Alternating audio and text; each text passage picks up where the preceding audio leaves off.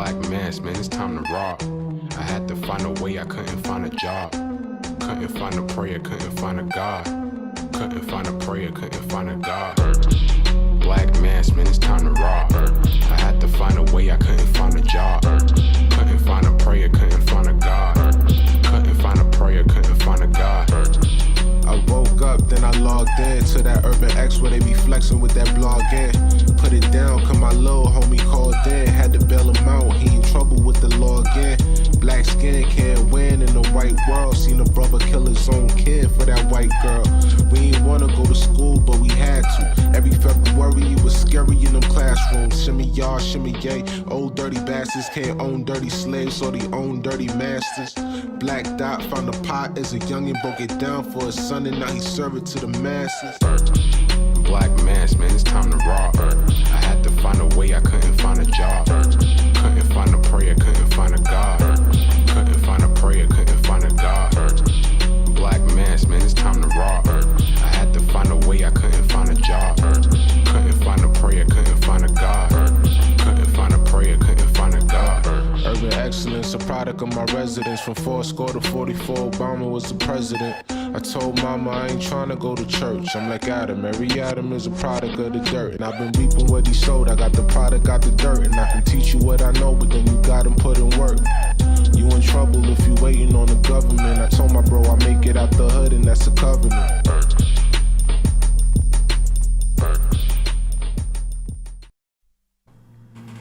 What's good? What's good? Welcome back to another episode of the Urban X podcast. What's up, everybody? Hope everybody is well. What's good? What's good to see you guys. Good to see you guys. How's everybody doing? Malcom, let's get a roll call right off the bat. All right. I'm not gonna lie. Hold on. My thing is loaded slow. All right. I see Newark in the building. I see the BX in the building. Throw my X's up. You know what that is. Oh, hold on. Winnington, Delaware, via the Bronx. Delaware. That's my man. What's good? That's what I'm talking about. Spring, Texas. Just born. Park Hill. Irvington, New Jersey. What's good, everybody? Compton, Orlando. CPT. Nice. CPT in the building. Nice. West Side. The 313. Okay. I love it. Urban X is everywhere. Brownsville, Oak Cliff. Okay. Detroit in the building. What up to my man Dante out in B-More? I see you.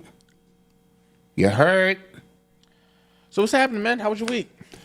Man, week was good. Just relaxing on this Tuesday coming, Malcom. I don't know if you know. It's a double holiday. I know you've never heard of this term before. It's Mama Dot's birthday. Mm-hmm. Right? Right. That's big. Right. But the unselfishness of Mama Dot, she's gonna share that day with me because that's the day my book officially drops.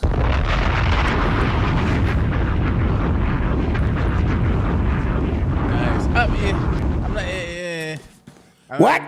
She kind of stealing your shine. You know what I mean? Like, who told her to be born that day? You know what I mean? Who told Mama Dad to be born that day? That's true. But it's foul. A tribute to all her hard work. Because everything you see, she cooked up the ingredients. Mm-hmm. You know what I mean? And to give us this masterpiece, I'm super excited about this book, Malcom, because, of course, it's my life story. It gave me an opportunity to pay homage to all the people who I love, to acknowledge the people along my hero's journey, no matter how significant they thought they were a part of it. And it gave me an opportunity to do some healing. As you know, we also have the 60-day journey going, challenge, hero's journey. And every day we're trying to unfold something about self. Mm-hmm. And so it all stemmed from this book, and I'm super excited. Now, remember, you still can pre-order. And when you pre-order and send me a snapshot, I'm gonna send you the audiobook absolutely free. So you still have time for that. You know? The link is in the description for the Amazon pre-order link. Yes, the link do that. That helps is out. in the description. So I'm super excited about that. Yes. And this is just, something, if you are a aspiring indie author, these pre-sale periods are very, very important. They're everything. So we would love your support. They're everything. So we would love your support to because we're pre-order playing an this algorithm book. game, And this book is worthy. This book is worthy of a movie. You know what I mean? If you saw the beginning trailer, that's the tip of the iceberg. So it's worthy of movie consideration. And I'm not just saying it because I wrote it. I know because I lived it, right? He's saying that really because he wrote it. Yeah, no. And what you're gonna understand is, what you're gonna understand. I want a hard copy. Those are done. That was a limited edition. I kept telling y'all, get it for the limited edition. Now, Malcolm. Also, I want to say, which is what I was going to say last week, the introduction of my newest work, right? Understanding our youth through the lens of urban culture. I don't want to confuse you. This book is not available until next year. It is the revised version of this book with 15 new chapters. I think I put a little extra in there. I damn near rewrote the whole book. And I wanted to, it was so powerful. To me, it's still the best book I've ever written. So this book will come out next year. However, I do have about 20, 25 copies that I'm going to sign and number. So if you want one of these advanced copies, I will sign it and number it. And these will be the very first ones off the press to hit the streets. This book is either gonna shake the world up, they're gonna shut me down, or you're gonna finally find out who I am on a grand scale. That, I promise you. I got my hands on the pulse of, you know what I mean, what's going on with our youth at shopurbanx.com. Now, Malcolm, I need to bring you back on the screen for this one. Okay. There is another place that you can buy this book, right? Normally, y'all go on to shopurbanx.com, and that's great. Finally, after all these years, I got my own website.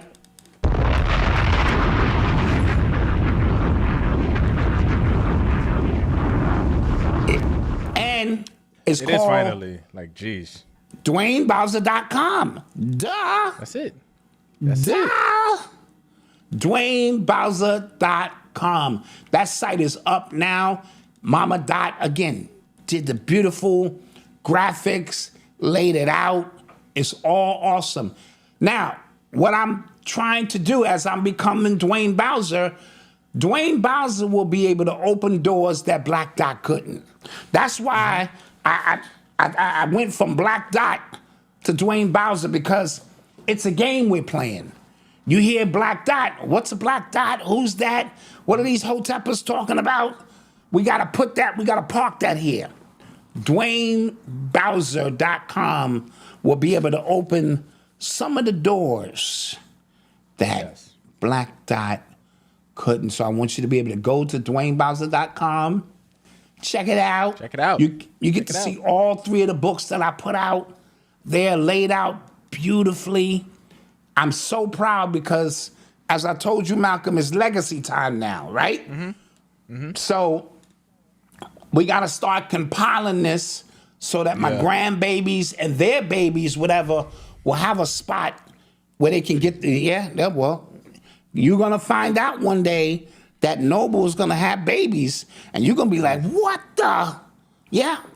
And it happens quick, right? So thank you for that. I wanna shift gears and let you know, Mama Dot says she's running a 30% off sale, early Black Friday action right now.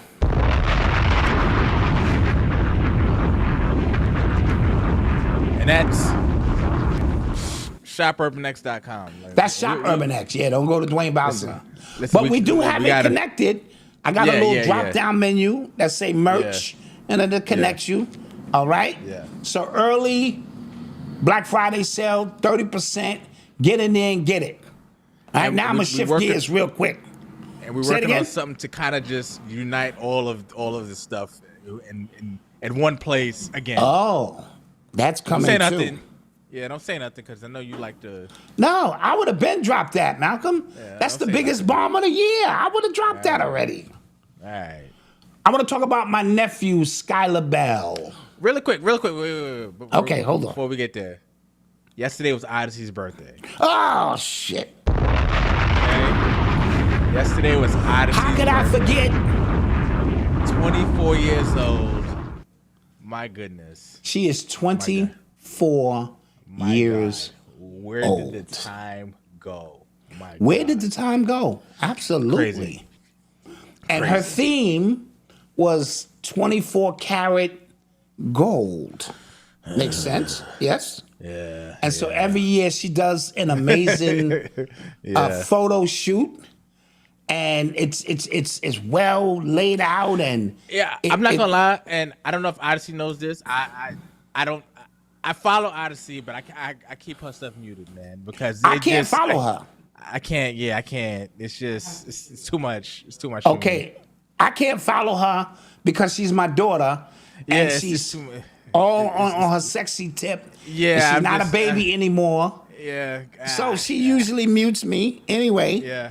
But I did see this photo shoot, and she got it going on, man. She done graduated college, and then she followed that with a 2-year certification, and now she's ready to get out into the world.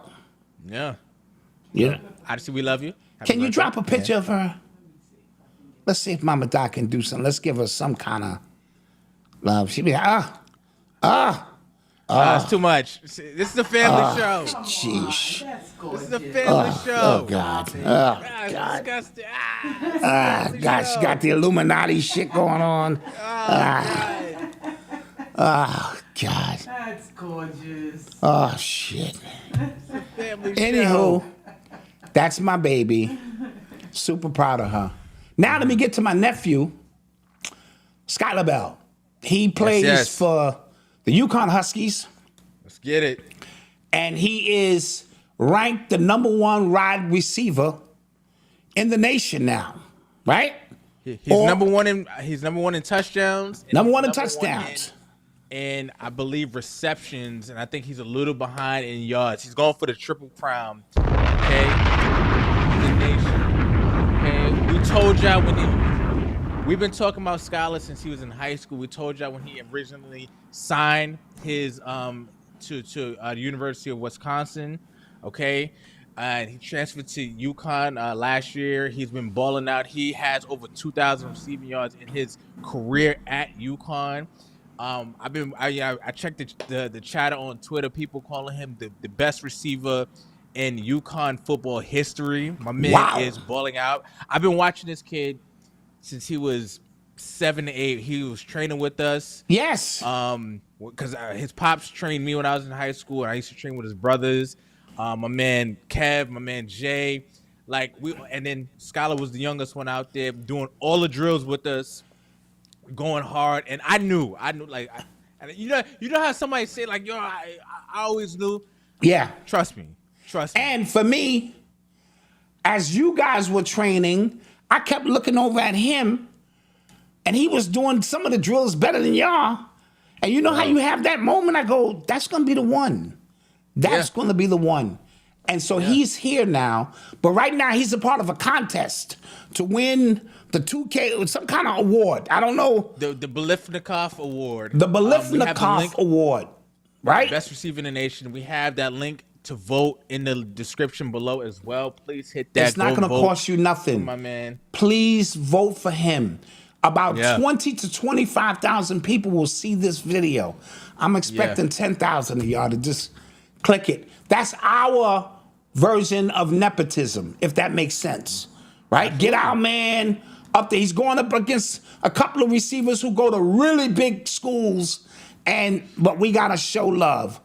And I'm so proud of him, and he will be in the green room soon. Absolutely. Hopefully not want to snow money. I don't know. Nah, man. If his code DNI, his pop's not gonna let that happen. All right, His all pop's right. not gonna So let that happen. You know what I mean? I don't he's know about O'Shea. O'Shea he's might, up for I'm that joking. good stuff, and Yeah. I'm gonna take pride in what he does. So shouting him out, Absolutely. huh?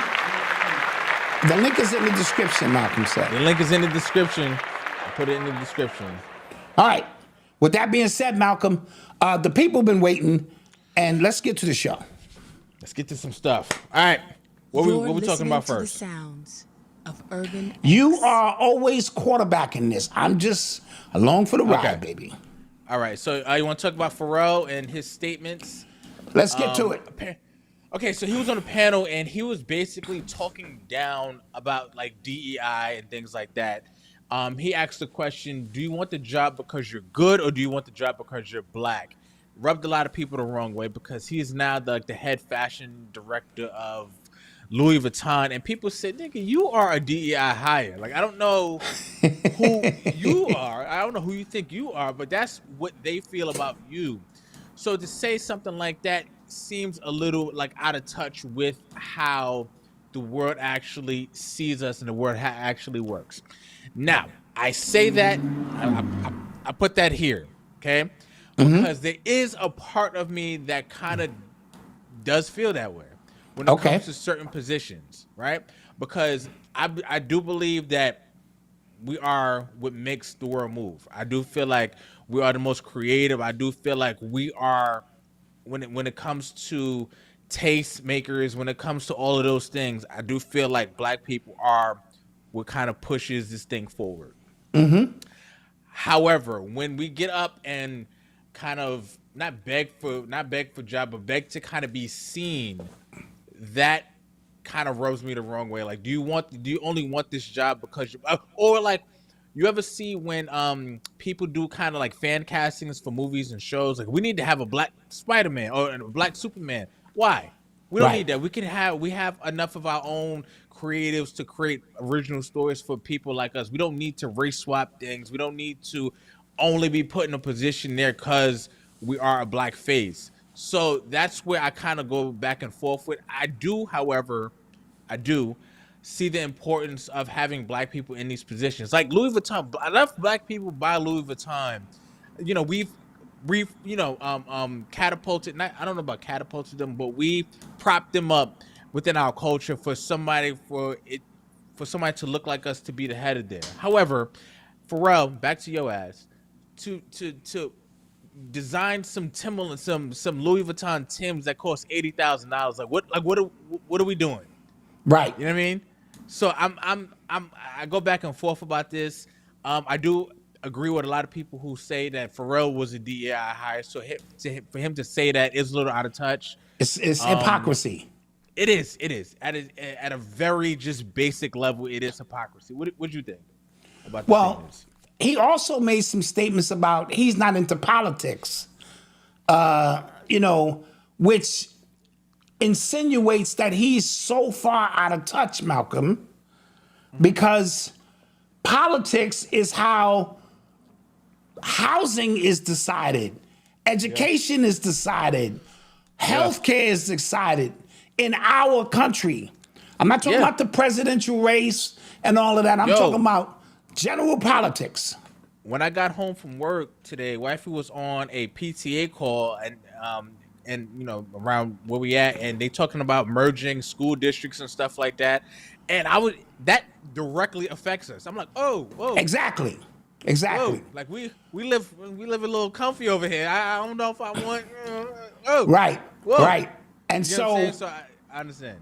when Pharrell makes those kind of statements, it shows that he's so far out of touch with the people. And the DEI thing, here's the thing. First of all, DEI benefits more white people and gay people than black people. Let's just park that here statistically.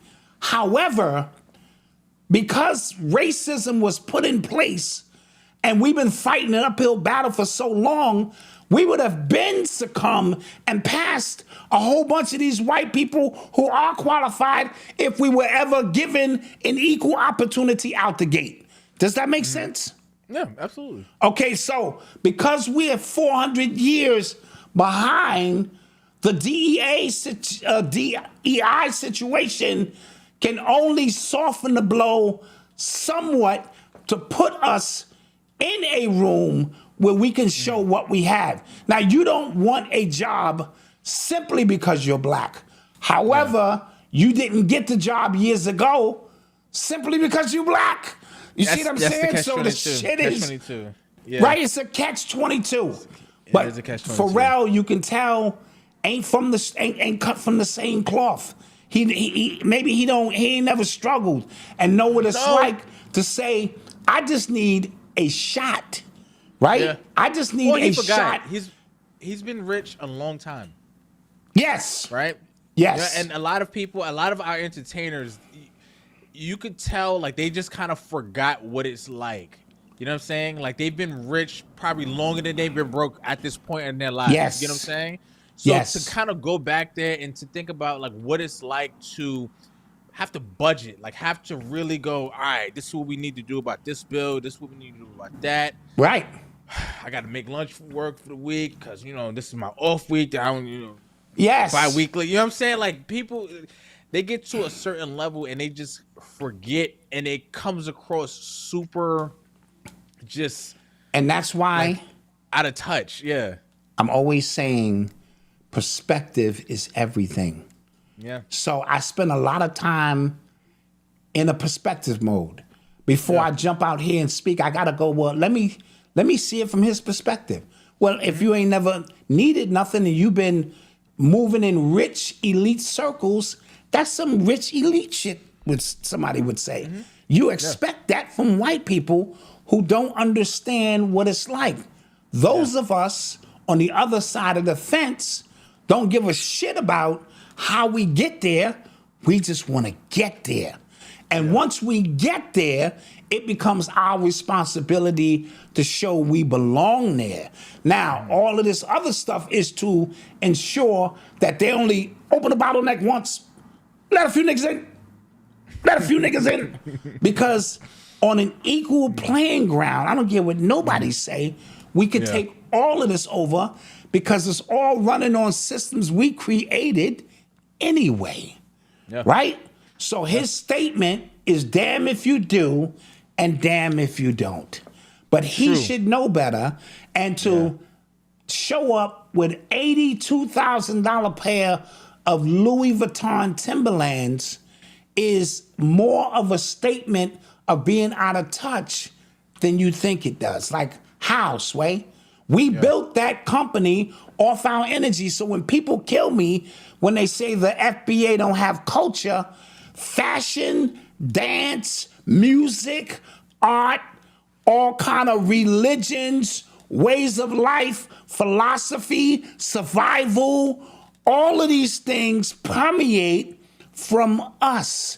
They build structure on top of it so that when we elevate and expand with these ideas, that they become the bridge or the box in which we can't go above, because they understand structure, chaos and order. We are chaos.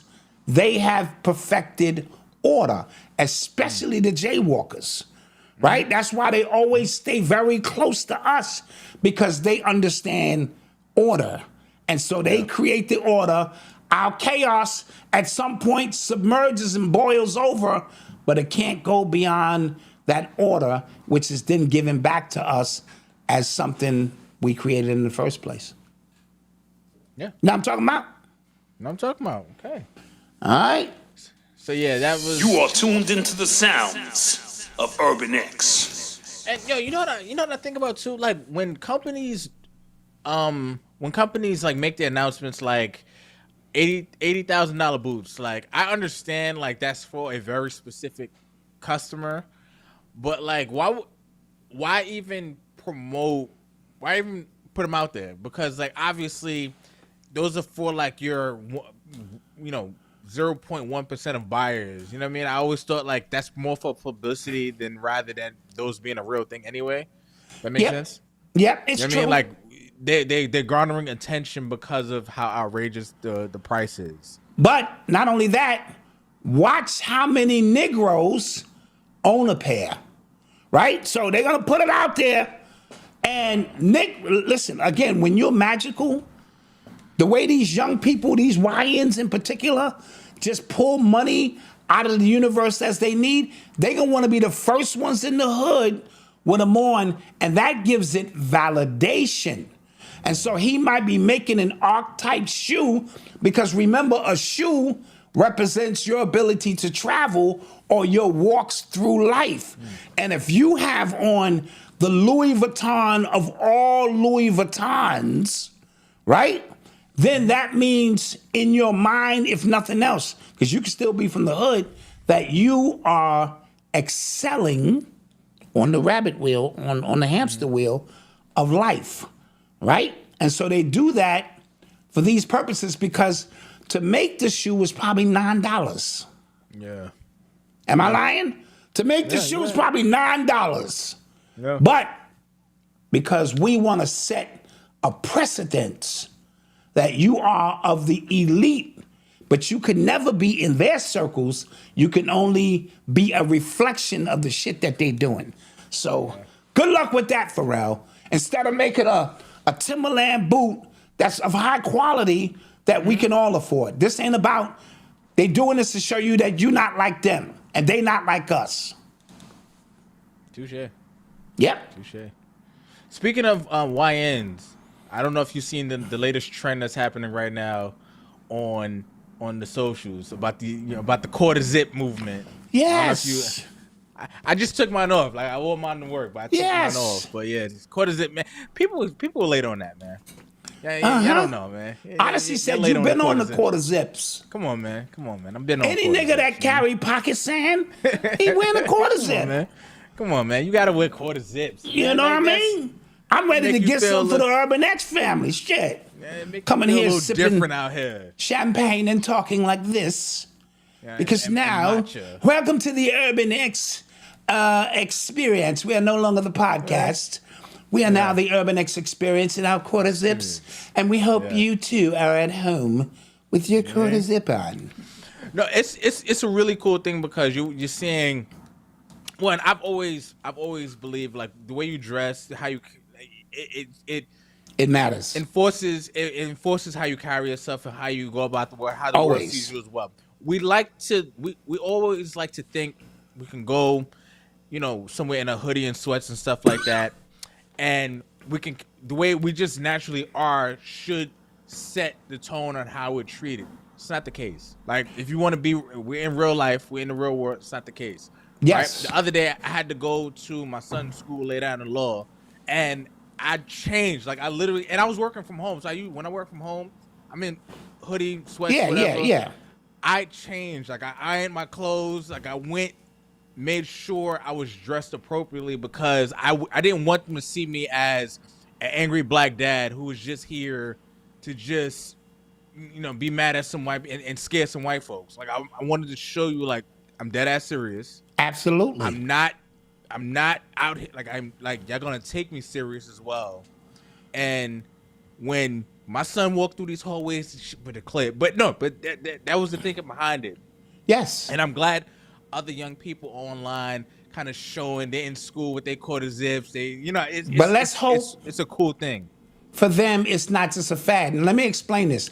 Me and my crew was on this years ago in terms of attire. we all had shoes, hard bottom shoes at that. It's something about hard bottom shoes when you put them on, or nice casual wear, your conduct is different. And we always dressed a certain way for the moment. And so it is very important that you do that, because your appearance, whether you like it or not, is everything. It calms people down. It opens up doors. I can't go into corporate America as the black dot. I can come amongst you guys as that. But No when disrespect to you guys. Huh? And no disrespect to you guys. Meaning the family. Yeah. Meaning Yeah. you understand the hip hop culture so much that I can create a moniker for myself that has meaning to it, but it's a different energy when you're entering into a world. And I'm doing this because I'm trying to reach beyond the conscious, so-called conscious community, because they already have this information. I think my story is worthy enough for regular people who may not know who I am to hear, right? And so I told you one time, I used to go pick up Eli all the time in my hoodie and sweats and all of that, and I looked like the angry black man. Yeah. And then when I had to go sit in the principal's office and shake them up, when I opened my mouth, they were all shook. You know, to the point where they wanted their kids to go home with me, because I was telling them I'm bringing Eli home to homeschool them, and they kind of casually like, so what's the itinerary? And when I broke down what he will be doing at home with me, a couple of them was like, shit, I want my son to go home with you. And so that's, the other side of it, but it's important that we dress a certain way. We got a comment. Somebody said the quarter zip movement is mad anti-black, just like the clean girl aesthetic. And this is what I mean. This is what I mean.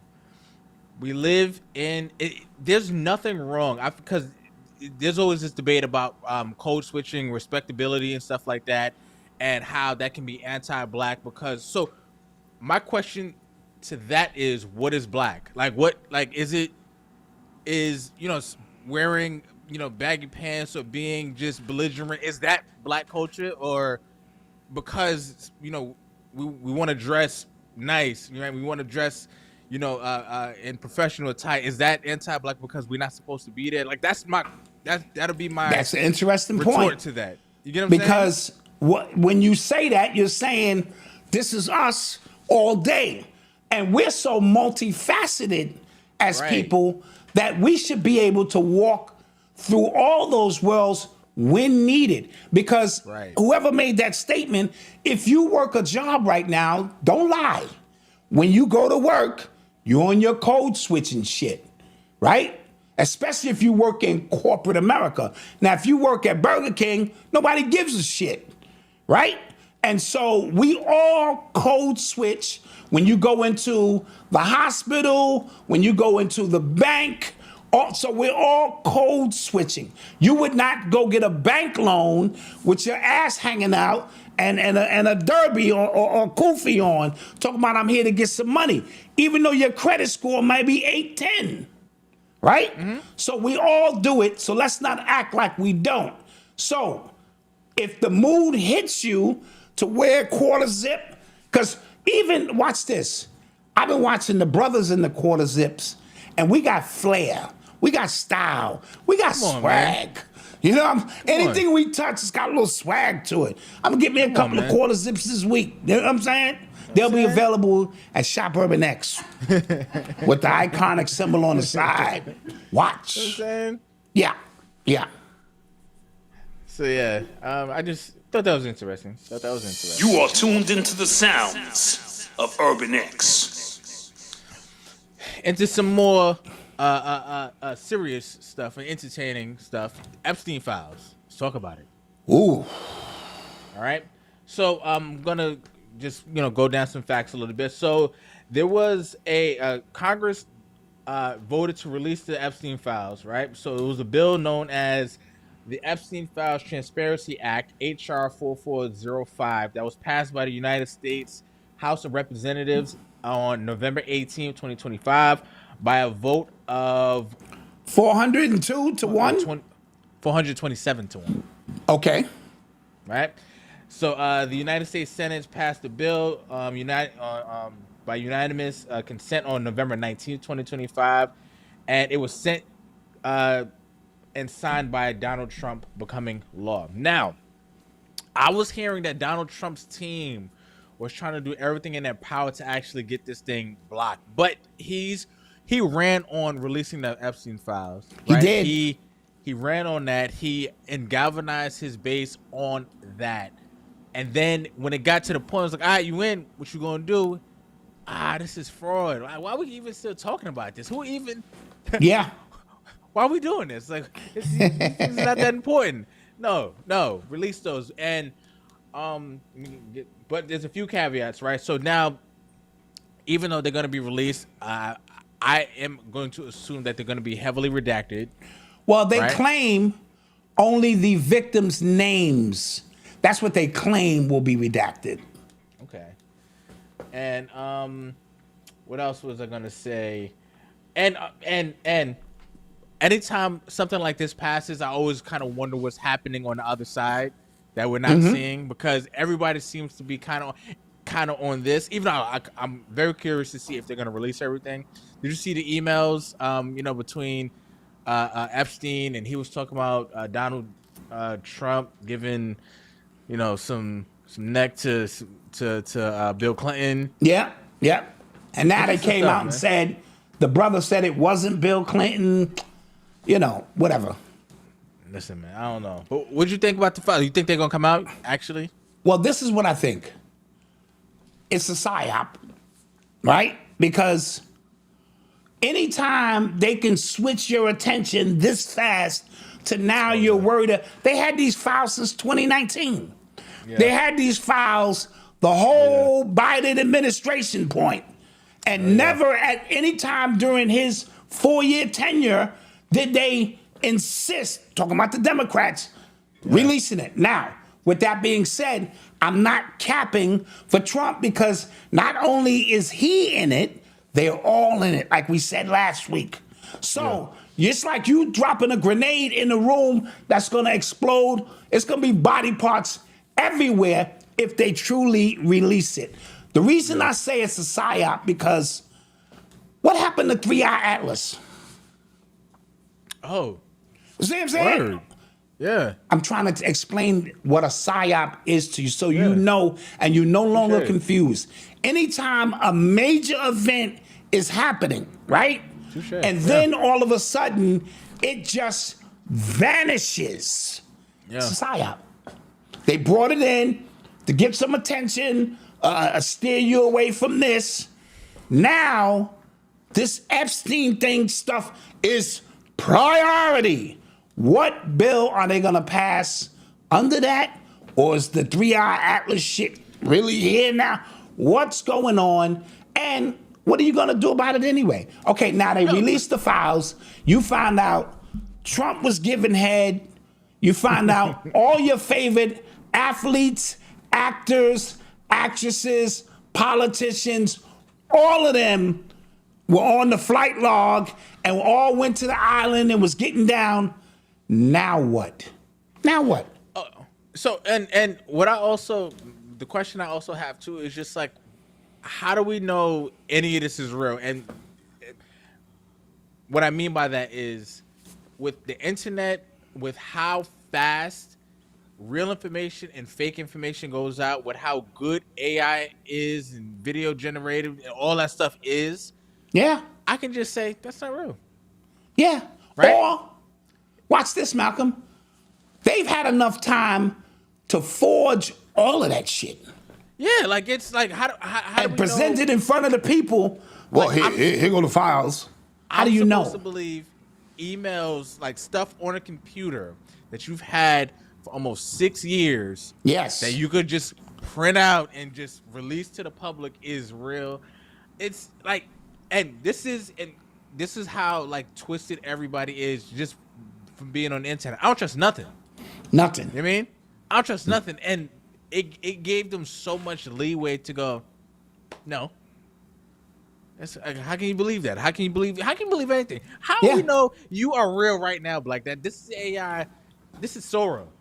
This Yes. whole thing is Sora, everybody. What's Surprise! real? I don't know. Yeah, bro. I don't know. No, so to me, remember, everything has a purpose and a dual purpose. So while our attention now, and we're anticipating they got 30 days. It's 30-day countdown now. You know what I mean? That they have to release it. What's happening in 30 days? We're moving into 2026. You know, what does that mean as the beta generation is born? And then we move out of the alpha into the beta and all of these, you know, different things going on. What does it all mean? But when everyone's attention is locked in, I keep telling y'all, you know what? When I transition on, revisit half this shit I said. Because enough people holding attention on any specific thought anywhere in the universe is the only reason it actually exists. We are probably actualizing the goddamn Epstein files as we speak, because it's people's energy. This is a war for your attention, nothing else. They don't need your ID no more. They need your attention. They don't need you physically working in the fields. They got robots for that shit. They need your attention. And now 50 million people now want to see the Epstein files. The person who controls that is in control of so much magic in the palm of their hand. What does it mean?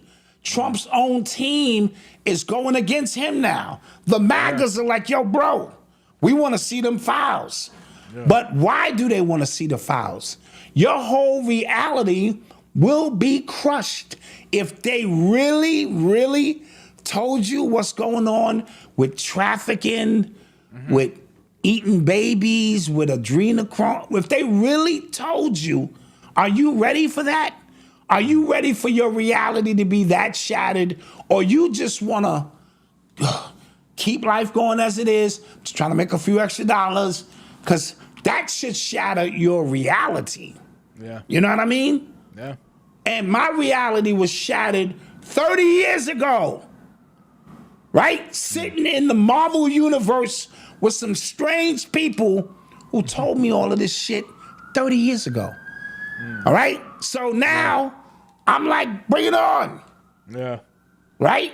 But who's ready to deal with that? That's all. That's all. Do you really want to know who your wife is before you met her? Do you really want to know? No, you don't. No, you don't. Yeah. Do you really think you the best? Is this the best you ever had? Come on, son. Do you really want to know that? No, you don't. So. Yeah. So don't ask questions you really don't want to know the answers to. Facts. This is a fact. This is a fact. Mm-hmm. Yo, one thing, switching gears a little bit, one thing this could be a distraction from is that the stock market is about to crash. A lot of people are quietly selling NVIDIA stock. Remember, they are... That was supposed to be the standard. Yes. Right. The NVIDIA stock, they worth like $2 trillion market cap or something like that. They're the ones making all of these chips for these companies. And Peter Thiel, the one who... he was part of the PayPal mafia. He was one of the first investors in PayPal, Facebook, and all these things, who's been giving lectures about the Antichrist. I don't know if you heard about that. Has he? Yeah, like obsessed with the Antichrist. Wow. And Peter Thiel is also an anagram for the reptile. A lot of people have been going off about that as well. Oh, when you juxtapose the letters? Mm-hmm. Okay. Yeah. Right, but he sold like 79% or something like that of his NVIDIA stock. Ooh. And remember, people keep talking about this AI bubble, and it's likeness to what the .com bubble was. So if he starts selling, other companies, and the way the stock markets work, once somebody starts selling, everybody else panics, and then the markets move accordingly. Yes. Right. So if that happens, and then a lot of these companies are built on top of, each other. Like it's like one big Yes. circle if one jerk in a way, fall, like it's a wrap. It's You know a what I'm saying? wrap. Like Nvidia's stock is propped up because of companies that buy Nvidia, but they are also invested in those companies that buy from them. It's a weird thing. So if that crumbles, think about all of the other companies on top of that can go as a result. It's fascinating. And now we are going to be switched over to a new money system anyway. They've been talking about it for years. This Bitcoin thing is real. Yeah. So how do you do it? Problem, reaction, solution. So the dollar's already losing value, right? If Nvidia and all that stuff crash, there'll be a monumental event, maybe 3-Eye Atlas and some shit go down, where everything will go dark. When they turn the lights back on, it's a new ball game. They just ran that play on you 5 years ago. They made you all stay home. They turned the lights out, and when they turned them back on, it was a new ball game. It just happened subtly because you were distracted worrying about George Floyd and some other fake pandemic and all that. And then they moved in accordingly to accelerate this process. The next time, we might not be so fortunate, right? But to move an entire money system over, you have to have some form of collapse of companies or a stock that you didn't think could fail. Yeah. And then you're going to say, well, we need a new system where everything is digitalized. And they're going to go, well, you know what? We've been working on that. Yeah. And before you know it, because this will take us right into the national ID. Okay, Apple's coming up with a national ID, right? Yep. Now, are we ready for that, Chet? Yeah. Let's talk about it. Okay, so the national ID that Apple's presenting is a part of the social credit system, right? The convenience of having your whole life on an ID that you no longer have to carry your passport with you wherever you go, you linked in, sounds convenient. Yeah. However, it's either that or they give you the chip. It's easier to put it in your phone and make it a cool app, right? Than to say we gotta Neuralink you up or put the mark of the beast in your hand. Yeah, this is your hand. And this is the mark of the beast, right? Don't take things so literal, right? And you are going to want it because of its so-called convenience. And think about how many people have Apple phones, and then Google will come out with their version of it later, and you will rush down to get it because in the airport, you always rush in, and it's gonna have your medical records, everything about you, your banking history. Dude, all in the palm of your hand. Yeah. Right? So don't be fooled by what Apple is doing by making it, it's optional, But if you don't hit that disagree button, it'd be a wrap. And you know what it is? I think like whoever they've made it. They've done a great job of making things inconvenient when you don't sign up for their thing. Yes. Right? So whatever that thing may be, like cashless, like the card on the phone. At first, I took my card out. I'm just like, no, like I don't want to link my phone to the now. Yes. Right? Because, and then like before you know it, you go like, damn. Like I remember when the facial recognition thing came out, and something about it just bothered me. I was like, no, I don't want my face on the thing. And then I get a new phone. It asks me to do it. I'm just like, you know what? Like, let me just do it. And then like you find yourself just acquiescing so quickly. And I might just be speaking for myself, but I've watched other people say I would never do this thing, and then it just becoming the norm. Yeah, Malcom. I claimed I wasn't going off my goddamn vinyl records. I'm like, all this digital download stuff. Nah, son. I'm vinyl, son. Right? And then I said, I'm not going off my CDs. And then I'm in the car driving. I'm looking through 32 CDs. And then I only like 2 songs off that CD, and this and that. And then I'm like, yo, son, my Apple device, I was like, yo, I got every song, and I sat there, mom and dad watched me. I literally transferred every song. I had a stack of CDs. I transferred them all into this little device, and I was walking around proud. I gave my sister my whole CD collection. I take that shit. I don't need that shit.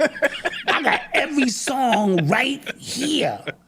You know what I mean? And so before you know it, you just be gradually in it. Yeah.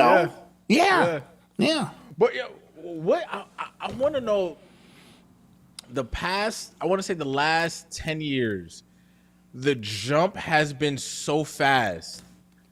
Yeah. Right? Like I'm 32 and I can remember things were I felt were gradual, but now it feels like once an idea is placed into the kind of lexicon of people, it's just kind of like the next thing is just happening. Because during the vid, when everybody was supposed to take shots and we not taking shots, and they were talking about limited travel, I was hearing about a digital ID, right? Something to keep track of all of that, so we can make sure you got what you were supposed to get. And you can't travel. 5 years later, not even 5 years, because that's like 4 years later. Like how fast is that? You get what I'm saying? Yeah. And then it's just here. It feels so quick now. I don't know. Well, like I always say, we're in the quickening. And so what took 5 years only takes a year now, right? Yeah. And now China, I talked about this on Brother Rich's show that I was on Tuesday. China is making it mandatory for 6 years old and up for them to learn AI. The Chinese people get out ahead of this stuff. They're not even gonna waste their time on teaching your kids shit that they can't use. Yeah. They're gonna teach their kids stuff that they can use. Side note, they also have this digital medication. I don't know if you heard about this, where when you take the pill, it not only does it release in your body when it's supposed to, it knows if you took the medication or you didn't. So when your doctor give you 32 pills, all 32 of them shits must hit your stomach enzymes to register that you are in accordance, right?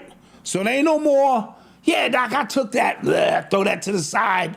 So we are in the precipice of between both worlds, as Cambada said the other day, right?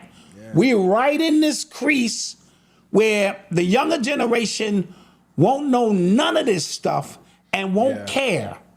And the new generation, the alphas and the betas and the ones that are coming will come on the timeline at such an advanced level that this thing will take off. So we have become the gatekeepers, right, of the past and present.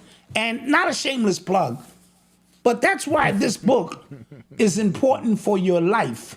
When you think these YNs are here, they are cosmic disruptors. They're not here for a long time.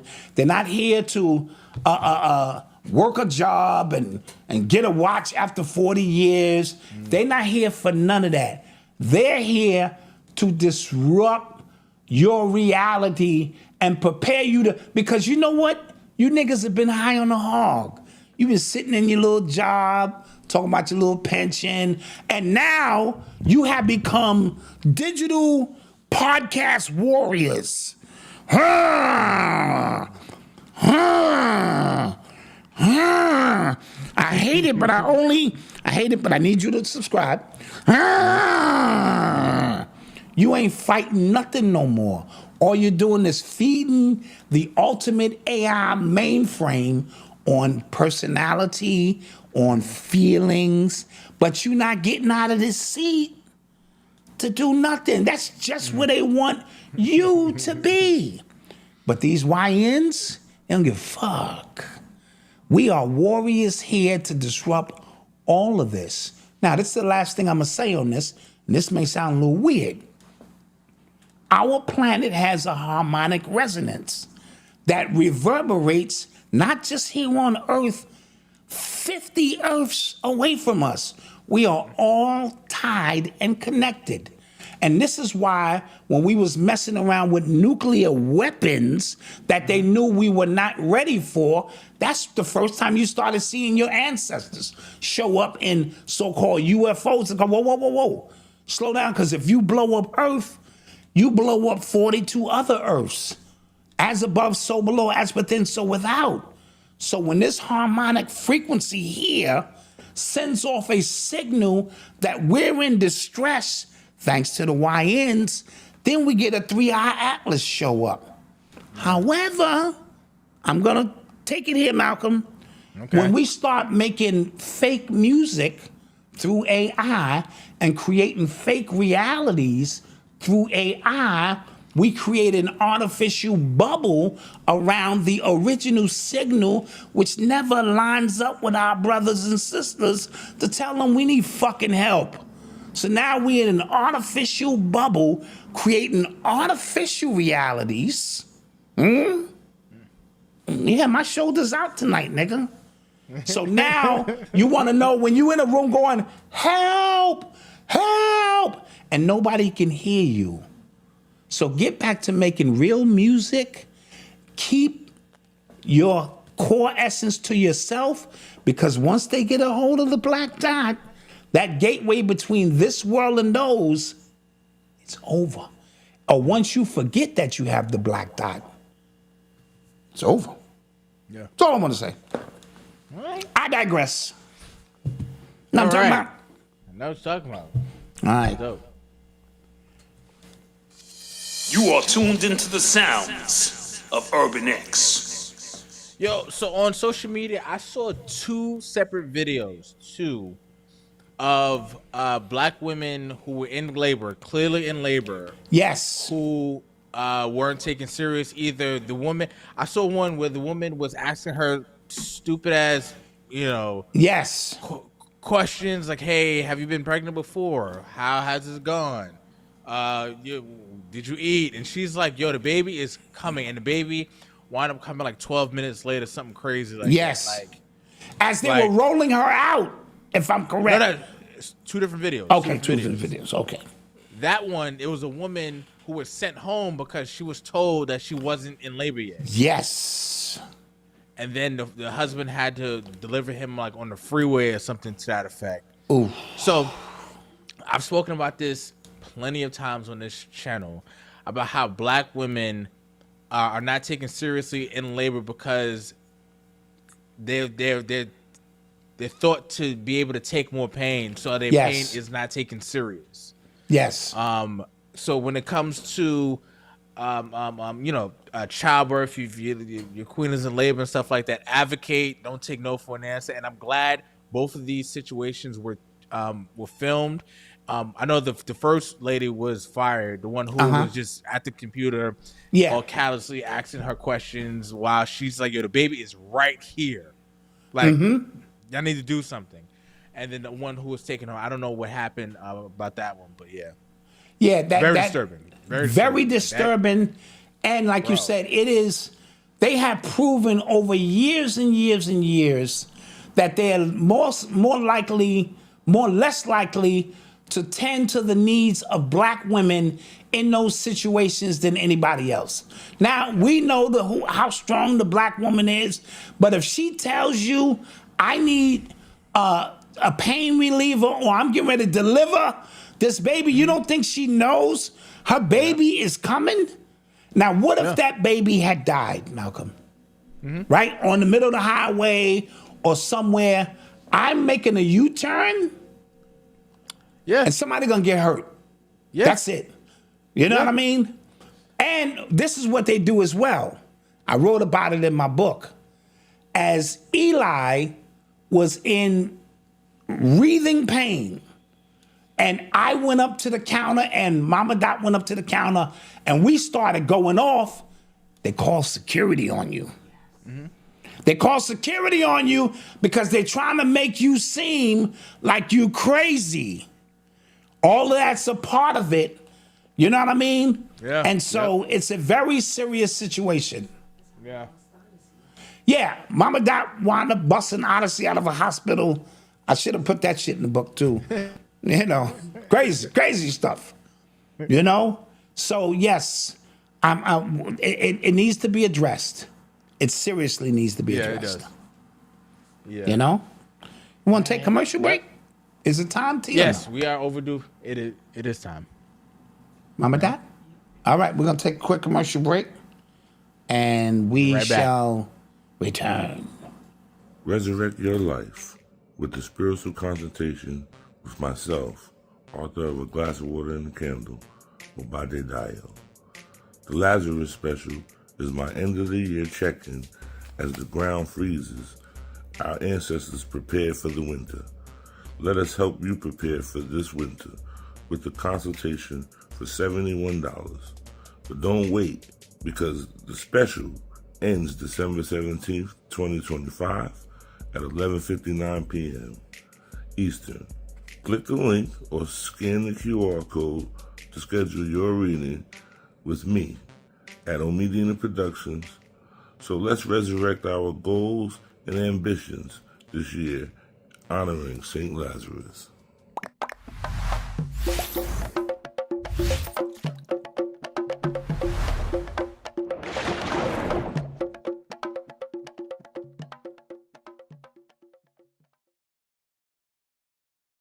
The streets are buzzing about Dwayne Bowser's, aka The Black Dot's, latest release, a memoir titled Gotta Laugh to Keep from Crying. I didn't start living until I thought I was dying. I couldn't wait to get my copy and check out the boxed limited edition that features a recorded reading from the author himself. Peace to my sister Letitia. Lovely. Created in the exceptional quality Urban X is known for, the boxed edition also includes a signed hardcover of what is sure to be, if not already is, a bestseller. Or you can get a signed copy of the hardback alone. Whether just the book or the limited edition box set, don't miss out on one of the most exciting releases this year. Congratulations, Dwayne Bowser. Shout out to Urban X.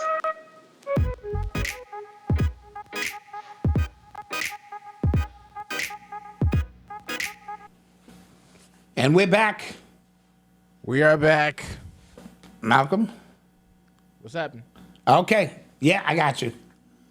We are back in the mix. You see what Oba's doing for $71 from now until the 17th of December.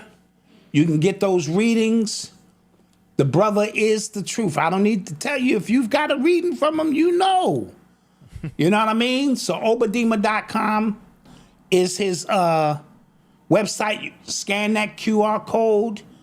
It'll line you up with the God, and the God will deliver the goods. Shout out Letitia Lovely as she smoked that presentation on my book and my deluxe package with the hero's journey. Now, I still have those boxes available that I can do a personal message to you, or you can send me a message and put it in the box, but they'll get a soft cover book.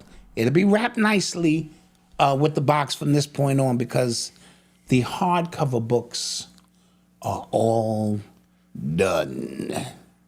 Really quick, before we go on to our next topic, I want to shout out to our membership community. We met last Saturday for a powerful meeting. Yes. A part of this 60-day journey. Really good, really dope. It sat with me for a long time, even after we got off that meeting. Yeah. So shout out to everybody there. But remember, that's our space. That's our support group space where we get in And, you know, we drop it, and everyone in there has a voice. That's what I love about the Saturday meetups now, or when we meet up doing UX90. Everyone has a voice. Everyone has an opportunity to share their opinions, share their thoughts, share what they're going through. And so we're doing $10 a month. Am I correct, Malcolm? Yes, sir. Yes, sir. No, you can cancel anytime. $10 a month. The membership is just how we keep the lights on here, keep this thing moving along. And it's so much stuff in there. Yeah. I'll put my membership up against anybody's membership. They can't beat us. They cannot beat us. You Seriously. know? Seriously. Yes. All right. So let's get to some more stuff. You're listening to the sounds of Urban X. Prize got 14 years. God damn. Yeah. For his illegal money laundering situation tied to Obama. Remember that Chinese dude? It was a Chinese guy. I don't want to Chinese, Korean, one of them guys. He was tasked with starting some kind of company that was supposed to benefit the Korean government or Chinese government, but he was flabbergasted with celebrity. And so he got over here and started hanging with the high rollers and spreading his money around, even financing the Wolf of Wall Street movie.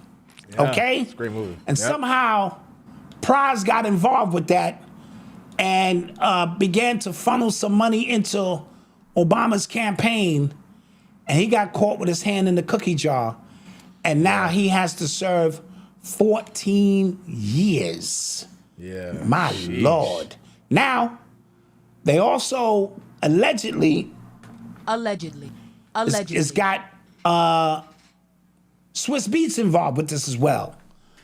He received $7 million of funding from this same guy.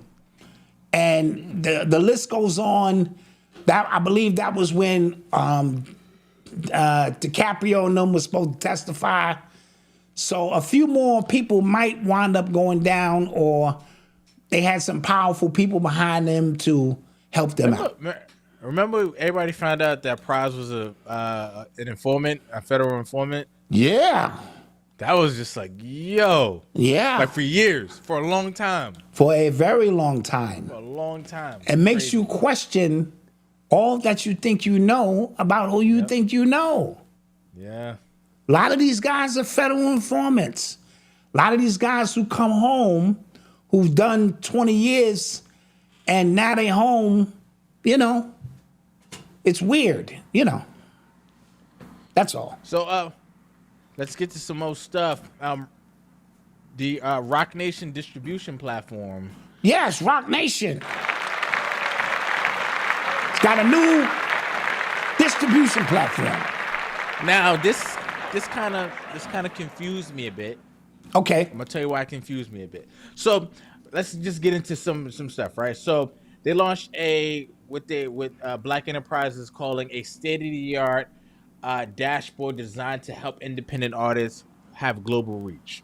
Now they say that they're giving artists 85% of their royalties, so they're taking 15% off top. Yeah. Right? This is Roc Nation taking 15% off top. Mm-hmm. Now, there are a lot of artists who are going, well, 15% is a lot of money, given that I'm just hitting the upload button on this platform, right? Now, the part that confused me was it seems like Roc Nation is behind the boat on how to actually make money in music, because independent artists taking a little bit of money that independent artists already make doesn't seem like the biggest or the best, I guess, financial decision to make, or financial plan. It's all depending how you see it, right? So they're getting 15% off the net, so that's off the top. Yeah, you getting 85% off the gross. Yeah, that's big difference. You know what I mean?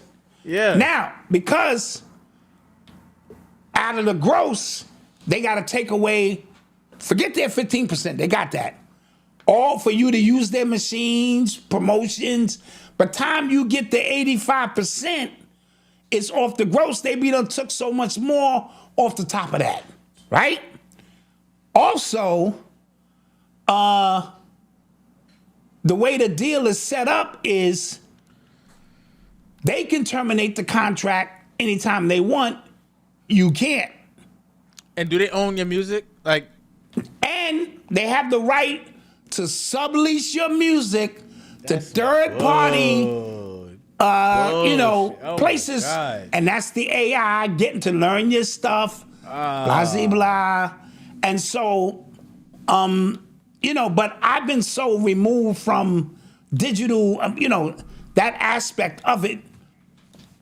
I wouldn't know if it's a good deal or a bad deal because Russell, I believe the independent artist, he was totally against it because he could see right off the back how this thing works. Yeah. Right? Yeah. And so It's they Lil can Russell and it's Russ. elite It's the two different contract guys. anytime they want. You can't. crazy. They can sublease your image and music out wherever they want, and they get theirs off the top. That's so crazy. I'm not sure if that's a good deal or not. And I don't know if this is a desperate attempt for Roc Nation to try to save themselves. That's what because they've been striking out. And that's why it confused me. I'm like, is this like where they're trying to just go, let's just stay here. Like, let's just, because everything else doesn't seem to be kind of like hitting. Let's just probably The title thing didn't work, right? Right. I guess he thought every black artist was going to line up with him. Side note, I think Prince's family is suing Tidal, but I'm not sure.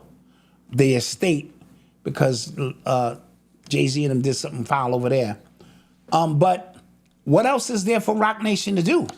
And because somebody just mentioned DistroKit and United Masses, somebody said you just pay a monthly fee, a flat rate, and you keep 100% of your royalties.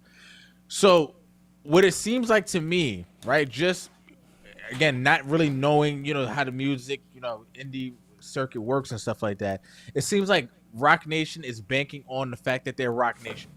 Right. Right? They're banking on you're going to want to be adjacent to us somehow, some way. Right. That you're going to put your music up here and hopefully it blows and hopefully you get 80% of the gross of, that's tough. But Jay-Z's name does not carry the same weight it did 10 years ago, not even 5 years ago, right? No, it doesn't.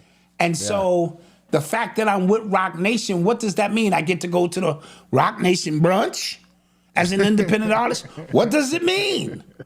Except that your dashboard is more advanced than other people's dashboard. And when we put the Roc Nation, because now you can go see I'm a Roc Nation artist performing live. Black Dot, a Roc Nation artist. Because I uploaded my music. I mean, what does that mean? At the end of the day, you're trying to get paid. Yo, what do you think is happening right now just in, I would say marketing, I would say advertising, because it feels like celebrities are not able to sell as much as they used to with anything. Anything they should be able to put their name behind anything and it just goes. Now it's just not the case, right? So, and it's with like the influences that influence like kids, young kids and stuff like that.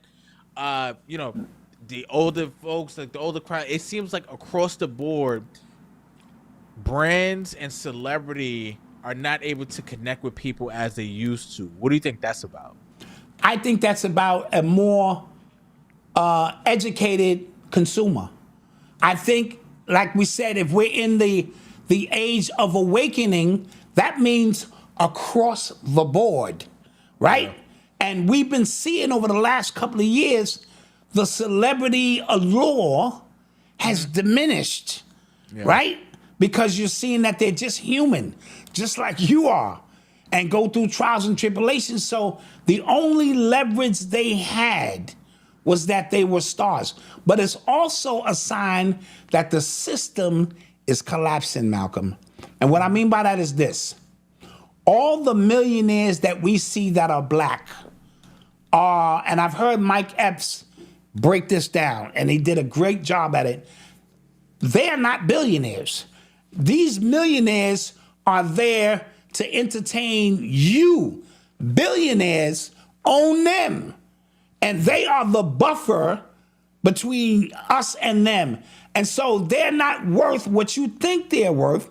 And if they bite the hand that feeds them, right, they diminish. So now that we are looking past them, guess what's right past them? The real people behind the curtain who've been keeping us in this situation. That's what they're worried about. See, as long as they have the celebrity to insulate them from us and them, they're good, right? Something bring out the celebrities, and the celebrities will keep the masses at bay. But now the masses are going, get the fuck out the way. Who gives a shit you can write rhymes? Who gives a shit you can dribble a fucking basketball? Get the fuck out of the way now. No, I'm not gonna buy that orange drink with 3 dyes in it because you told me to. We're beyond that point now, and that means that the confusion is clearing up. And when you look through, wait a minute. Goddamn jaywalkers. Goddamn jaywalkers. I know it. Right? Yeah. That's what's happening. Yeah. So that's a good thing. But it's going to be a process. We're still holding on to a few of the celebrities. We still don't want to believe that they're on the Epstein tapes. We still don't want to believe that they're on the Diddy tapes getting rammed in. We don't want to believe it. So a few of us are still holding on. Yeah. Some of us are like, So I think it's a great time to be alive. Interesting. Really interesting time. Yeah. Yep. You're listening to the sounds of Urban X. So, Cynthia Erivo, the lady from Wicked. Yes. She was named. She was one of the women named GQ. One of the women named GQ Man of the Year. Yeah. Clap that up.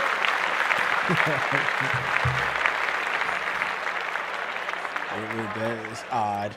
Yo, I don't know if you guys have been paying attention, if you are, into the Wicked movie and stuff like that, but every time I see her and Ariana Grande together, it creeps me out. I don't know what they're doing on that movie set, what they did on that movie set. Yeah. What everybody on that cast is weird. They're always crying about stuff randomly. They always rubbing on each other. They always it's well, the movie itself is, it's called Wicked.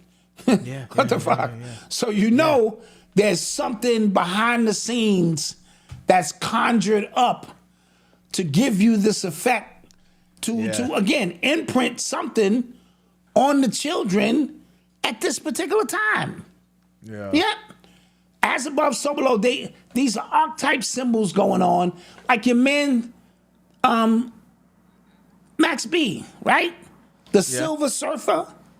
Yeah. Aren't they coming out with a new Silver Surfer movie?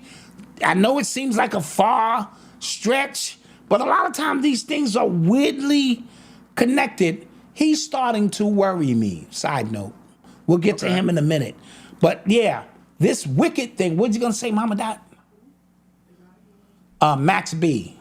Yeah. And so it's something very weird going on because she is a butterfly candidate. Ariana Grande. She's been in Hollywood a long time. And she's a monarch. All right? She's a monarch child, mind control, the whole 9 yards. And the other one who fingers, that black lady, Erica, who fingers seem to be getting longer and longer as if she's morphing in to a real goddamn wicked witch is weird, And so keep an eye on that and the effects of when they drop these movies and what the movie is intended to do to anchor something in third dimension that could affect things beyond. Yeah, 'cause The Max B character is they look starting crazy. to worry Let's me. talk about that. Let's talk about that. Why do you say that? He looks as if he's not himself. He's starting to seem like a character. And it's just weird the way he's acting. Listen, I've been a man my whole life, man. Long time. I've been a nigga a long time, bro. You said that like that was like. I'm just saying. So listen, I've been me my whole life. I've been me my whole life. Yeah. Something Yeah. ain't right. Okay. And you know he's connected to French Montana, who's connected to Diddy. And this French Montana dude is moving in elite circles now. Yeah. With rabbis and princes out of Dubai. Are they lacing this dude up? Are they setting this dude up for the kill? I don't know. I don't want to put that out there, but something weird is going on. Now, side note, I got a friend I grew up with. His name is Stephen Crawford. We've been in the same class since 4th grade. As a matter of fact, we started our first MC crew together in 1980. He was one of my first MCs. Yeah, I've been rhyming that long. And you know, our lives split up, this and that. And he did some time in jail. His bunkie was Max B.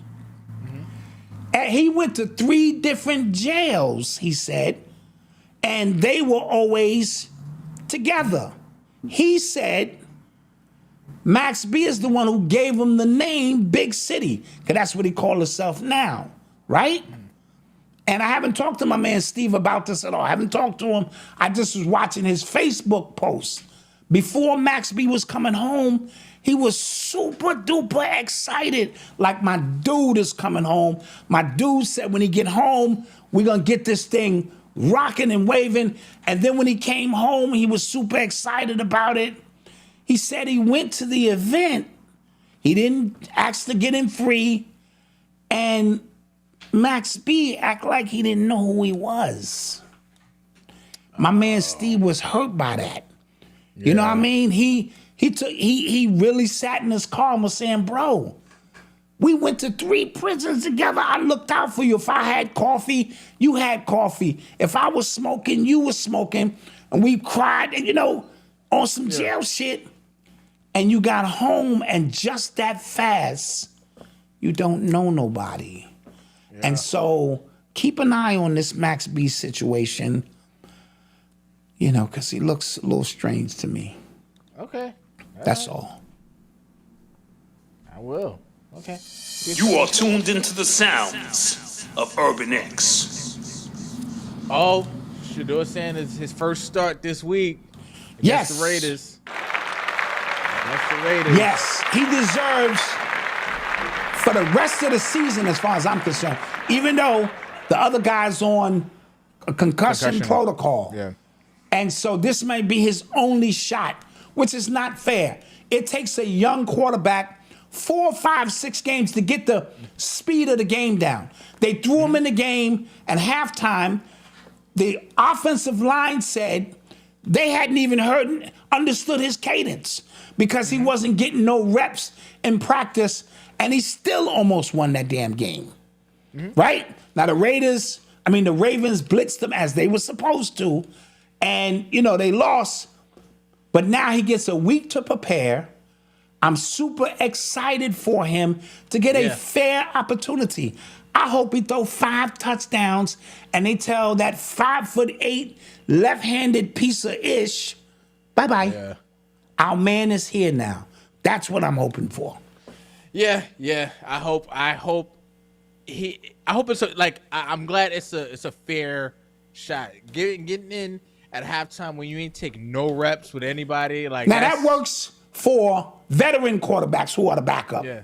They just turn on, Yeah, I think that wasn't fair, and I'm not gonna say they set him up for failure because people like to conflate 2 different things that's happening. However, I think now he can get a fair shot.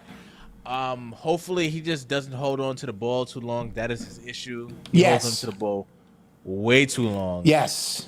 But hopefully he watched film and he's dialed in. Yo, you know what I was thinking about? Side note, I watch like randomly like football highlights from like 10 years ago, 15 years ago come on, and like the hardest hits. I don't know what it is, but now maybe it's because I'm older now, but like seeing some of these hits, I'm just like, yeah, football had to change. Like there was no dude. They had no choice. It was wild. The most brutal thing. Yeah. As a kid growing up, dude, our rough touch in the streets is rougher than the shit you see now. Yeah, we played rough touch football in the street the way the game is now. But the NFL, the hits they were taking to the head, dude, your head is not designed to be a crash dummy. Yeah. And every time you collide, even when you play football, not so much in Pop Warner, but when you got to high school and college, I cringed because one hit, it could be all over. And so they're trying to change the game. I don't know how they're gonna do it. I don't think I'm gonna come with some special gloves. You touch the quarterback. Bling, ding, ling, ling. His shit start ringing. Like you gotta hold him for 3 seconds and bling, bling, bling, bling, bling. Sack. Nah, because I don't know what they're gonna do. Like, there is a middle ground, right? Because sometimes I'm like, all right, like that wasn't a flag. Come on, man. But some of the hits I'm watching, I'm just thinking back, like, yo, that was a full car crash at that body experience just now. A full on car crash, and that's not okay. You know what I'm saying? And then you watching football players that I grew up watching, and they're talking about like how just messed up they are. Like they can't walk Tony down the Dorsett. street. Yeah, I grew up with Tony Dorsett from the Dallas Cowboys, and they asked him something. He was like, "Buzz the bees bar, buzz the bees bar." Not trying to make fun, but they was like, "Thank you." Yo, and so these players now, somebody mentioned crazy. Warren Sapp. The residual effects of the CTE, and they can't even. The crazy thing about the CTE is they can't even examine your brain until you die. Yeah. Right? So you can't even go get analyzed now and then go, all right, I got a lawsuit against the NFL. My results came back. No, you can't. Yeah. They said Aaron Hernandez had the worst case of CTE they had ever seen. Bro, listen, the way football was taught, like the way it was taught, like a coach would tell you, yo, put your head down and run. Like that was how it was taught back in the day. You know what I'm saying? Yes. That put your head in his chest. Like that's how it run was. Run through him. Yeah. Separate him from the ball. Like that was separate him. Right? And I remember, I'm gonna put you on blast. I remember you first got to the Bronx River Bulldogs. Shout them out. All right, man. And it was a drill. This is the first time you did the drill. I'm going to put this out there. Yeah. The drill was for you to come down the middle and get hit. Angle pursuit. Angle pursuit. To teach you about what it's like to get hit. Yeah. You ran through that line so fast the first time that they missed you by like a mile. And the coach is like, whoa, no, you supposed to get hit. Yeah. And they ran you through that line about 5 times. Yeah. And I turned away every time because this was the bitch moment. If you're going to be a bitch and I take you home and teach you how to play baseball, cards or something, or you was going to make it. You made it. You came back the next day. And then I watched you a year later when the new guys came in, was like, get out of the way, I got this. And I saw you rip some dudes out the frame. But it was a moment there, Yeah, like it's like I Noble won't be playing football until he's older or Titan. And they have cool names. They have cool football names. But no. I can't it was. You better teach him how to kick a goddamn soccer ball. And even that shit's rough, but it ain't that rough. Yeah. Yep. Man. They ain't gonna be the tallest. You're listening to the sounds of Urban X. Let's get to some more stuff, guys. Let's get to some more stuff. You see that complex list? Which one? The best albums of the 21st century? Best albums of the 21st century. All right, let's I'll do the hear top him. 10. Please, let's hear him. Let's hear him. Number 10 is Norman Effin Rockwell by Lana Del Rey. Okay, Lana that's Del number Rey. 10. This is not just hip hop. This is just No, this albums. is just the best albums of the Okay, 21st century, bro. And 21st century is after 2000, right? After 2000. So Okay, it's let's still get it. 5 more years to go, but at the Yes. 5-year mark, this is what they're saying, right? Okay. Only song I remember for her is that movie with DiCaprio, where he's playing the dignitary, the guy. He's on the island with the girl. He's trying to convince that girl he loves her, but she got a husband. Oh, know. you're talking about Damn it! No, wait. Why am I blanking like this? All right, F. let's Scott go. Fitzgerald wrote it. Guys. Let's go to a friend in the chat. Damn it! I need a guys. lifeline. Just go ahead. Okay. The chat. Why am I blanking like this? This is Under gonna piss me off. construction, Missy Elliott. Okay. No, that's good choice. Good choice. The fame monster, Lady Gaga. The Great Gatsby. My bad. The Great Gatsby. There you go. Yeah. Thank Damn you. it. The Great Gatsby. I don't know why I was blanking like that. Like, okay, guys. Let's hit So it. Lady Gaga is at number 8. Okay. Number 7, the group Elephant, the White Stripes, some rock and roll shit. Don't know what it is. Okay. Number 6 is Adele, the 2011 album. That was probably Hello or, those kind of songs. I think so. Number 5, Renaissance, Beyonce. That's a good album. Good album. I enjoyed Renaissance. I did. Very good album.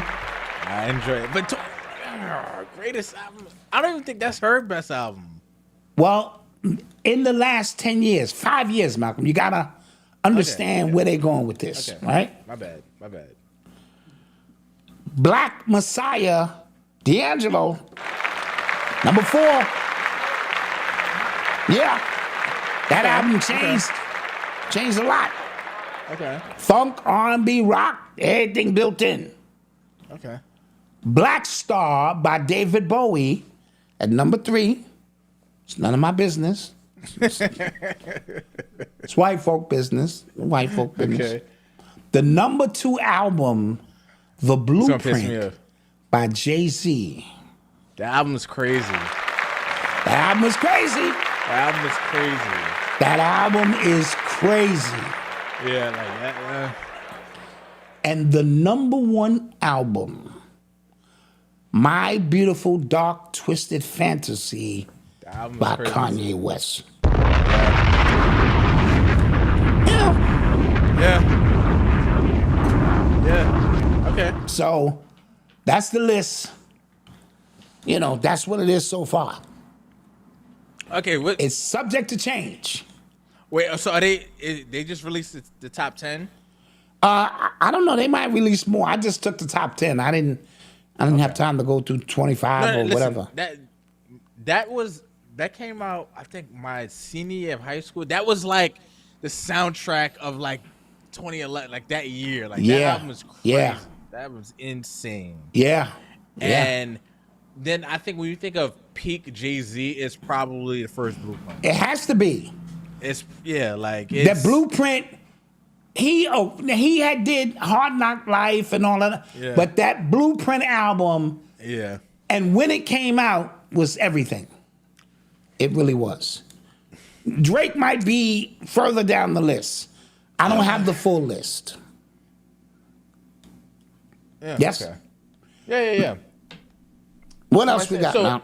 I think because I was anticipating hip hop albums for some reason. So when it's everything, that's when it gets money. There's a lot of like good albums. There's a lot of good albums that are not in our genre What that is people notice. What is your favorite non-hip hop album or R&B. I'm gonna say favorite non-hip hop, non-R&B album. Yeah. It's probably Nirvana. You know what I'm saying? I loved In Teen Spirit. I love Red Hot Chili Peppers. They had a hot album. Okay. I used to love George Michael's. You know what I mean? Okay. Huh? I said really? Okay. Yeah, George Michael was my guy. Okay. But if we're gonna talk, because you said non-R&B, because Stevie Wonder just put out, you know, The Key of Life and all that kind of stuff. I'm gonna put all that to the side and say it was probably Nirvana, In Teen Spirit, okay, George Michael, Just One More Time. I don't know if that's the name of the album. Yeah, those are my favorites.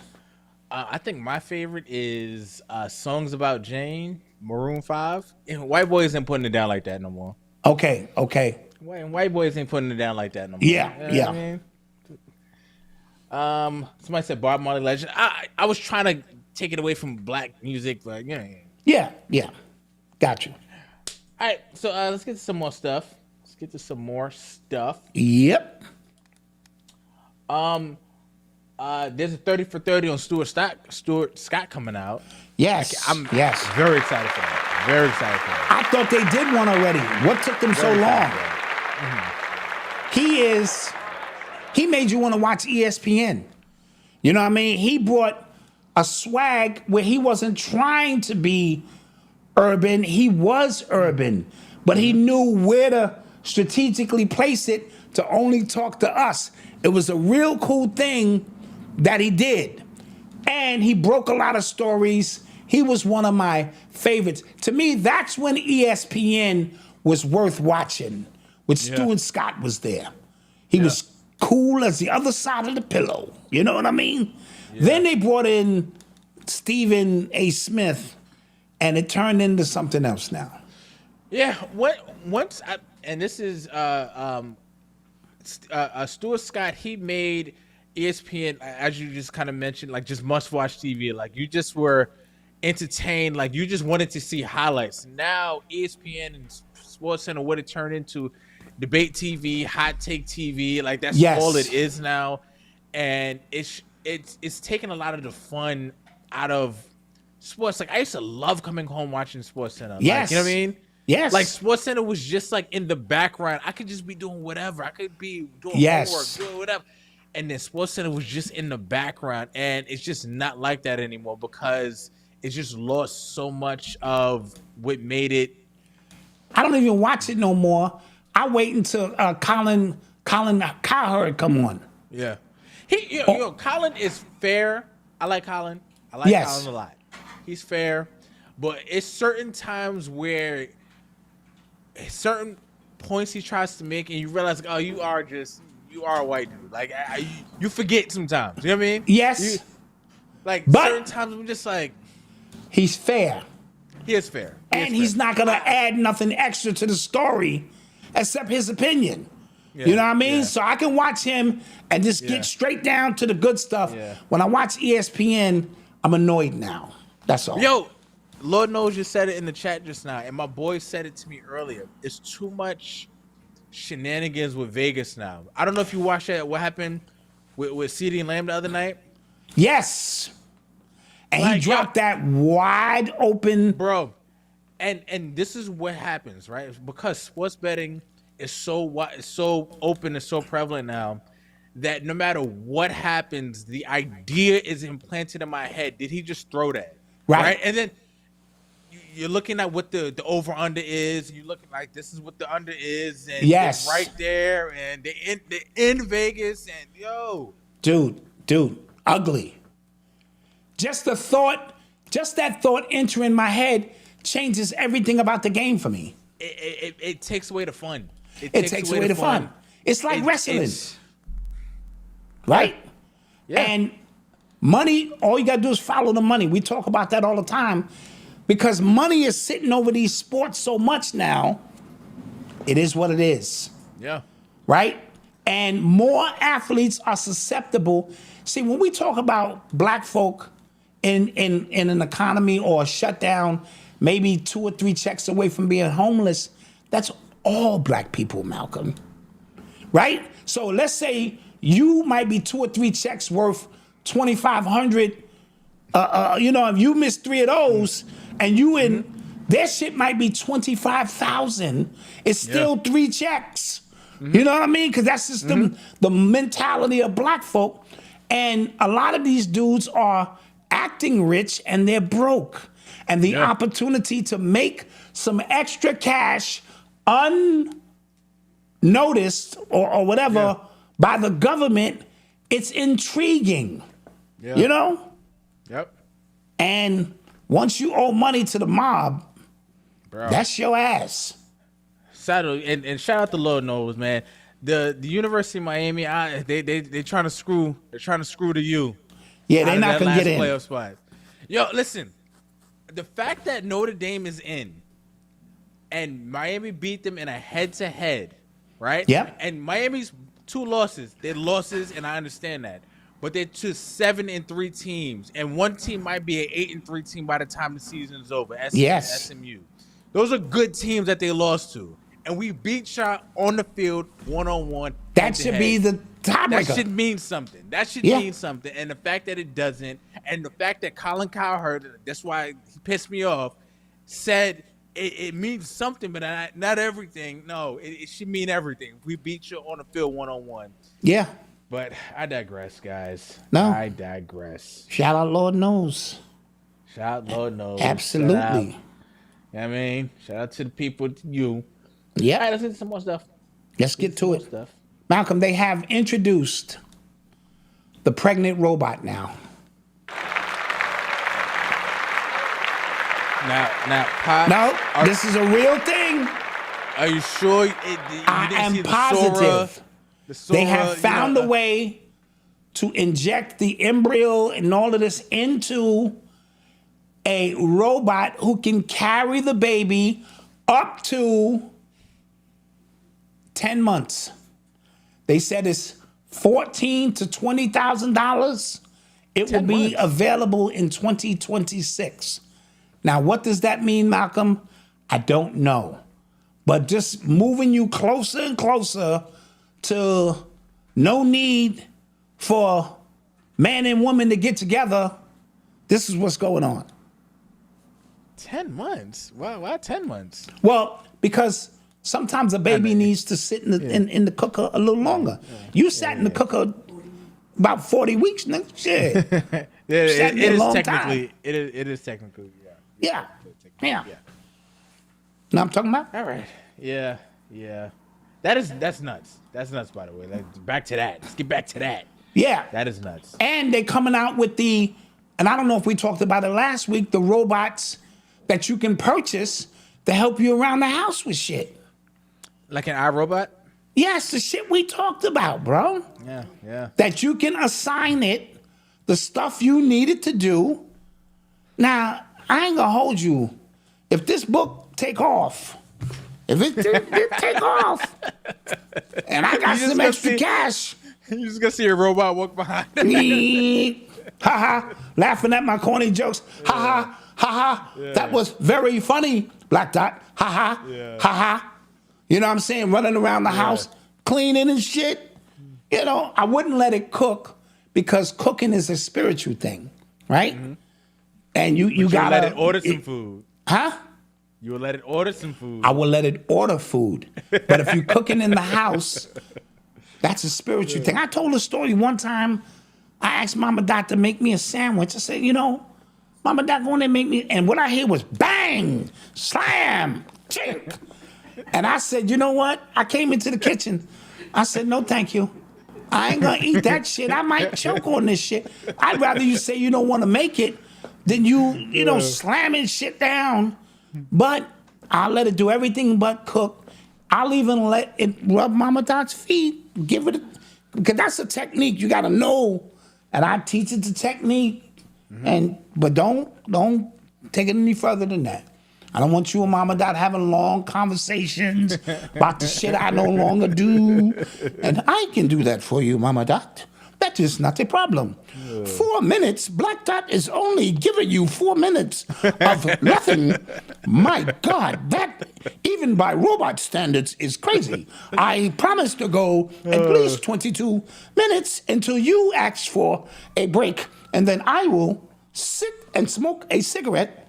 Shit. But if the money get right, sweep the floors,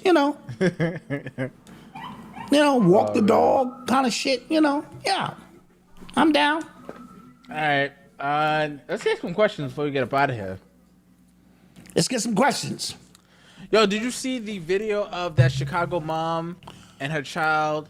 I didn't see the video. I didn't want to see the video, but I do know the story of. First, she reported that her child was being bullied in school. They followed them home and beat the mother and the children up in Chicago. Chicago, y'all got to do better. Y'all got to do better. The community came out and rallied, around her. And now, they have placed them, from what I'm understanding, in an undisclosed location for protection reason. And she's now want to sue those parents and stuff. But we gotta do better. We gotta do better. I'm not gonna lie. I hope she does sue those parents. Yes. I hope she does, because that was ridiculous. One of the parents brought her daughter up on Instagram to apologize, and was saying she's still a little girl. I'm a believer in consequence, bro. Learning every action has an equal reaction. Yes. Right? It has if you do this, this can happen. Right. I'm trying to teach it to Noble. If you stand on that chair like that, you will fall. And you're gonna crack your head open. Yeah. Yeah, and it will hurt. And he'll still look at me and he'll do it. He fell hard the other day. He looked at me and I said, I told you. Yeah. I told you stop doing that. You know what I'm saying? And I feel when kids don't learn, actions have consequences, they become adults who do the same thing. But adults who act really impulsive and go, impervious to shit. Yeah. I didn't know that was gonna happen. I didn't know that recording this at my job will get me fired. Who would have known? Right. And that's important to teach your children to keep their hands to yourself. Yeah. And the mob mentality is a thing of this new generation. Everyone wants to be in that mob, but there are consequences for that. And so I hope, these parents get to that. Malcolm, Diddy's kids are taking Diddy's mother to court. What? Why? For money. She holds the money. Remember, they are accustomed to a certain lifestyle. Daddy's no longer there to provide that lifestyle. Mama's holding on to the money because now mama's got the budget, the money different because there's no other money coming in. Right? And so once they start fighting over the money, it's going to be a problem. Yo, listen. Once you start seeing people like celebrities just start to act weird, and you start to see they're having money issues and stuff like that, because like as you just mentioned, where's money coming from with them? Yeah. What do they do? What do they do to produce anything? They don't produce anything. Diddy was getting money from Ciroc as a affiliate, a highly paid affiliate. Right. That's not a thing anymore, right? They don't got music out. They're not touring. They don't have where is it coming from, right? It's tough. He just gave everybody back their masters, right? Yes. Where's it coming from? That's interesting. And I want to read something. Toxic generosity is a real thing. Somebody sent this to me a while back. Give once, you elicit appreciation. Give twice, you create anticipation. Give 3 times, you create expectation. Give 4 times, it becomes entitlement. Give 5 times, You establish dependency. Stop giving, you become the enemy. All right? This applies to everything in life. And so, and even to your children, when you're just constantly giving, it becomes an expected thing and then an entitlement to what a point they don't even say thank you half the goddamn time because it's a part of, that's why I say don't factor my kindness and generosity into your budget because at any given time, I'll end that. So I want y'all to meditate on that because I just thought that was a profound thing that can go to especially rich people who daddy takes care of everything and now daddy's not here. So now you're resting on your own laurels to produce for yourself.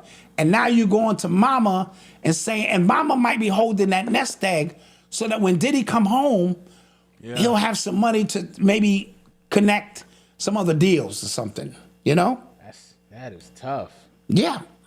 That is They tough. denied, the DOJ denied Big U a chance for a temporary release to go to his son's funeral. Yeah, but I think they let him view it remotely because you gotta think if we are claiming this guy is big criminal mastermind. Yes, his son was a gang member who was just killed in whatever kind of shoot. Like he died violently. Letting him out of jail. It creates too much. Yeah. Somebody might be trying to get him. Could be creating distractions. You can't have that. Yeah.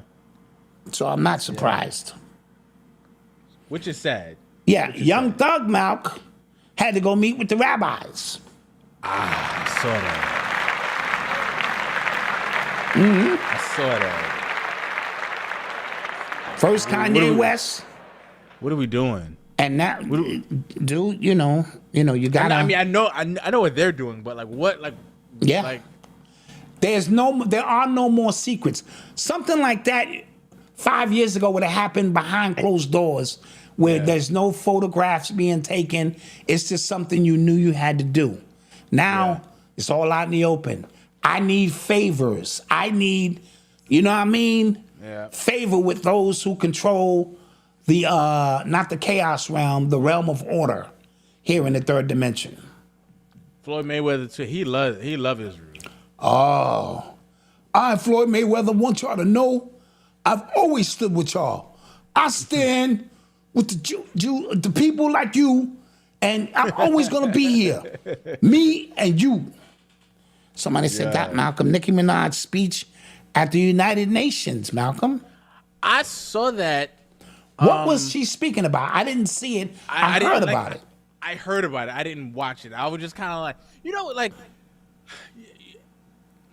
when you see news and you're just like, it just kind of goes by. You're like, what the hell's happening in the world? Like, I didn't know, but apparently people were mad. They said she was spreading misinformation. I don't know what she was talking about up there. Yeah, I don't want to put myself out there. I promise next week when you ask that question, I'll do the research on it.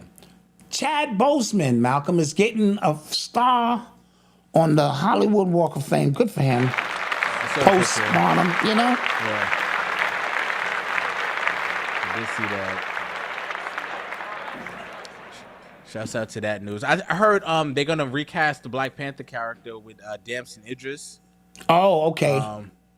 Yeah, because they do the multiverse thing in the MCU now. Yeah, so you can it gives them flexibility to bring people from this universe to that universe. Malcolm, you mentioned Amazon is going to start selling cars now. Oh yeah, they struck a deal with Ford Motors to sell some certified pre-owned vehicles on the website now. Wow. Yeah. You can get a home on Amazon too, right? Yeah. They got them portable homes. They come and just drop your shit off and be like, all right. You got to pull out the pieces and shit. We don't get paid to install it for you. But, if you pay us a few dollars and now you can get a certified car. Yeah. So if you're a Prime member, you might get a good deal. The operative word being certified used, which means Ford has obviously serviced these vehicles. That's All crazy. right. Amazon, they're doing too much. They selling food, books, anything. Yeah. Medicine. They're cars, taking over. But too much. that's in alignment with the way this world is going. Yeah. We will provide, you will own nothing, and you will love it. Yeah. Everything will be at your disposal. You know? Yep. Malcolm, there's a new documentary out called An Inconvenient Study. And it's about the Henry Ford Foundation from the year 2000 to 2016. They they ran a test on kids who were vaccinated and kids who weren't. And what they found, and they were confident that the kids who were vaccinated were gonna be better protected than the kids who weren't. And what they found was the polar opposite. They found that the unvaccinated children had less chronic issues, less autism, less heart problems, less problems across the board.